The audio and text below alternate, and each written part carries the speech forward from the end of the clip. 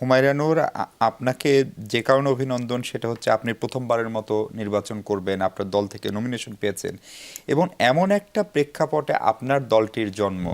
ধরেন এই জুলাই গণ অভ্যুত্থান না হলে হয়তো ন্যাশনাল সিটিজেন্স পার্টি নামে একটি পার্টি আদৌ বাংলাদেশে হতো কিনা আমরা জানি না।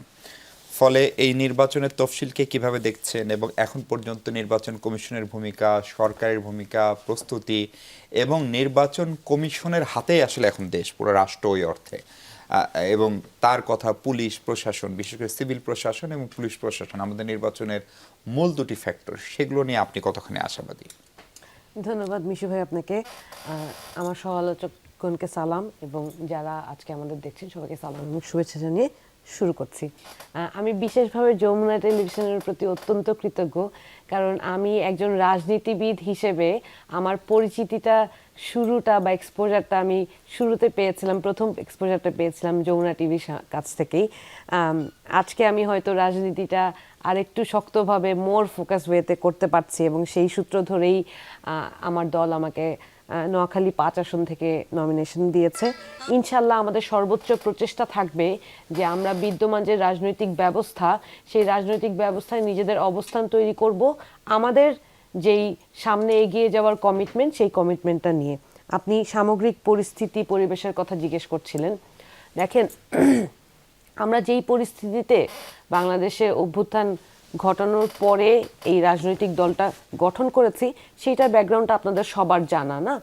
এই দীর্ঘদিনের যে সংগ্রাম, যে আন্দোলন, সেই আন্দোলনটাই পরবর্তীতে গণ অভ্যুত্থানের রূপ নিয়েছে এবং আমরা এই এই এই যে আমাদের সংস্কারপন্থী যেই সংগ্রামটা ছিল, সেই সংগ্রামটা অব্যাহত থাকতো। রাজনৈতিক দলে হয়তো পরিণত হওয়া লাগতো না যদি না অন্যান্য রাজনৈতিক দল আমাদের কথাগুলো আসলে ঠিকমতো আমলে নিতেন বা এই ধরনের আচরণ না করতেন যে তোমরা জনগণের পক্ষে কথা বলার কে, তোমরা তো রাজনীতিবিদ না।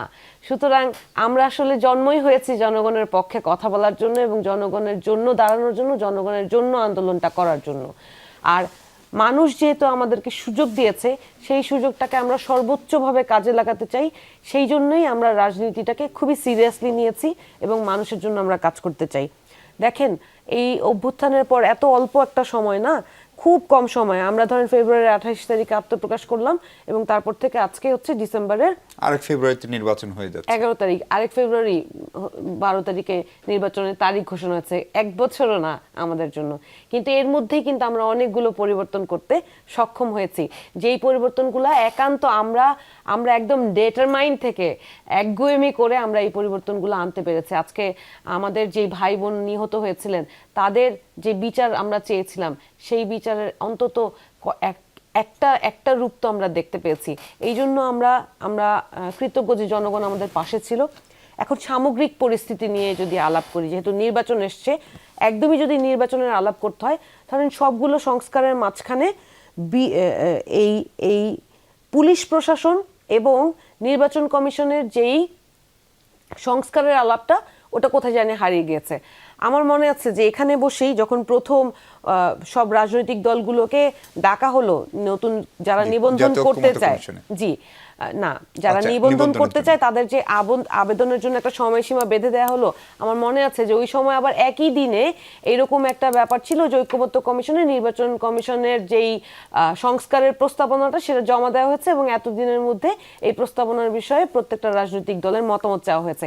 ওই জিনিসটা একটা সবার মতামত নিয়ে কোনো একটা ফর্মে নির্বাচন কমিশনের যেই পরিবর্তনটা করা প্রয়োজন, খুবই প্রয়োজন, একটা লেভেল প্লেইং ফিল্ড এনশিওর করা, নির্বাচন কমিশন স্বতন্ত্রভাবে সব রাজনৈতিক দলের জন্য নিরপেক্ষভাবে যাতে একটা ইলেকশন অ্যারেঞ্জ করতে পারে, সেই চেষ্টাটার জন্য যেটা প্রয়োজন ছিল, সেইটার মাঝখানে হঠাৎ করে তোড়জোড় লেগে গেল যে নির্বাচনী যে দলগুলো যারা নিবন্ধিত হয় নাই বা 15 বছর 16 বছর 17 বছর সরকারি নানান মারপ্যাচে পড়ে তারা নিবন্ধন করতে পারে নাই, সেই তোড়জোড়ে লেগে গেল এবং আলটিমেটলি ঐক্যবদ্ধ কমিশনের নানান আলাপের মধ্যে নির্বাচন কমিশনের যে সংস্কারের আলাপ, এটা কিন্তু হারিয়ে গেল। আরেকটা বিষয় আপনাকে একইভাবে কিন্তু পুলিশ পুলিশ জি। সংস্কার কমিশনের না, দুইটা জিনিসই কিন্তু জরুরি এই ছিল।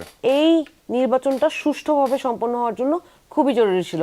মানে আরেকটা আরেকটা জিনিস, প্রশ্ন করতে চাই, জি, একটু যদি থামেন, সেই প্রশ্নটা উত্তর সংক্ষেপে চাই। সেটা হচ্ছে গণভোট একই দিনে এবার দুটো ভোট হচ্ছে এবং ভোটের সময়সীমা একটু বাড়িয়েছে নির্বাচন কমিশন। এখন এই গণভোট যে কারণে করা হচ্ছে মূলত জুলাই সনদের আইনি বৈধতা। আপনারা তো জুলাই সনদেই সই করেন নাই, কিন্তু যখন আপনাদের এই যে 125 জন প্রার্থী সম্মত ঘোষণা করা হয়েছে, এদের সবার যে পোস্টার বা ইয়ে দেখছি, সেখানে আপনারা কিন্তু গণভোটে হ্যাঁতে ভোট দিন, অথচ আপনারা জুলাই সনদে সই করেননি। এটা খানিকটা দ্বিচারিতা হলো কিনা? মানে আপনি যে গণভোটের যে মূল দলিল সেটা তো সই করলেন না, বা আদৌ আর করবেন কিনা সে আচ্ছা। আলোচনাটাও হারিয়ে গেল কিনা? আচ্ছা ধরেন এই জুলাই সনদ যে হয়েছে, সেই সনদের মধ্যে, আমি তো আইনজীবী, আমি আগেও হয়তো অনেক জায়গায় এই কথাগুলো আপনাদের সাথেই আলোচনা করেছি, যে ধরেন একটা এগ্রিমেন্ট, আমার পাশে আরেকজন বিজ্ঞ আইনজীবী আছেন, উনি বলতে পারবেন, ভাই অনেক বিজ্ঞ রাজনীতিবিদ। ধরেন একটা এগ্রিমেন্ট, এটার এনফোর্স হবে কি হবে না সেটা এনশিওর করা যায় কিভাবে, যখন এগ্রিমেন্ট একটা ক্লজগুলা, প্রত্যেকটা ক্লজ যদি প্রপারলি এখানে এগ্রিমেন্টের মধ্যে থাকে, তাই না? এটা কিভাবে বাস্তবায়িত কার্যকর হবে। হবে, কিভাবে বাস্তবায়ন প্রক্রিয়া কি হবে, কতদিনের মধ্যে হবে, কোনো কিছু ঠিকমতো উল্লেখ না করা থাকলে এই সনদটা কিন্তু কোনো কার্যকর সনদ না।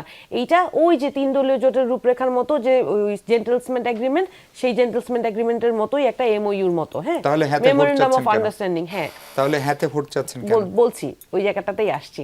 ধরেন ওই সময়ে যে আমরা আশাহত হয়েছিলাম, সেই সময় হয়তো আমাদের ভোট দেওয়ার বা ওই পরিবেশ, ওই বয়স আমাদের ছিল না, কিন্তু আমরা ইতিহাস দেখেছি যে আমরা ওই সময় শুধু জেন্টলসম্যান এগ্রিমেন্টে ভরসা রাখার পরে আমরা বিদ্যমান রাজনৈতিক দলগুলোর কাছ থেকে প্রতারিত হয়েছি। আমি এই শব্দটাকে এইভাবে বলাটা হয়তো অনেকের ভালো লাগবে না, কিন্তু ইতিহাস থেকে আমরা শিক্ষা নিয়েছি যে এই জায়গাটা আমাদেরকে স্ট্রিক্ট থাকতে হবে, না হলে এই মানুষগুলো, যে বাংলাদেশের মানুষগুলো ভরসা করেছে যে অভ্যুত্থানের পরে তারা একটা নতুন বাংলাদেশ পাবে, সেটা থেকে তারা বঞ্চিত হবে। এই কারণে আমরা সনদে স্বাক্ষর করতে পারি না, কখনো করবো না এটা বলি না। আমরা বলেছিলাম যে যখন বাস্তবায়নের প্রক্রিয়াটা স্পষ্ট করা হবে তখন আমরা সনদে স্বাক্ষর করতে পারবো। নির্বাচনের আগে আর তারপর সেটা দেখেন, সম্ভব? তারপরে কিন্তু এই যে জুলাই সনদ বাস্তবায়ন অধ্যাদেশ হয়ে গেল তো। জি। সুতরাং যেহেতু এটা প্রাতিষ্ঠানিক, এটা নিয়ে অনেক ডিবেট আছে যে কে করতে পারে অধ্যাদেশ, কে করতে জি। পারে না। তার মানে এখন অধ্যাদেশটা আপনারা সই অনেক করবেন। হয়েছে, যেহেতু অধ্যাদেশটা এসছে এবং সেটা মোটামুটি একটা সন্তোষজনক পর্যায়ে এই প্রক্রিয়াটা উল্লেখ করা আছে, সুতরাং আমাদের তো আর আপত্তি পরিষ্কার, করার একদম জায়গা নাই। পরিষ্কার। এবং জি। এই কারণেই আমরা মানুষের জন্য, যারা বোঝে না তাদের জন্য জন্য জুলাই বলতে সনদের 4টা প্রশ্ন বোঝা খুব ইম্পর্টেন্ট। এই সরকার যেহেতু, নির্বাচন কমিশন যেহেতু এই আগামী ইলেকশন আয়োজন করছে, ওনারা সময় বাড়ালে হবে না। এই প্রশ্নগুলো কি সেটা আসলে সরকারিভাবে এখন ওনাদের আর কোনো কাজে কিন্তু ফোকাস এটা করা উচিত না। প্রার্থীদেরও করার নিশ্চয় দায়